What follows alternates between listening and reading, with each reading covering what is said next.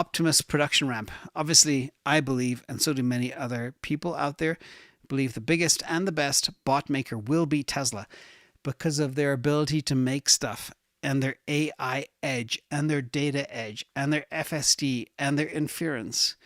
And Optimus production ramp believes they'll build 1,000 by 2024. By the way, when they showed the video at the weekend, they had 24 of these already in one shot. So they probably already have 100 at least. Could they make 1,000?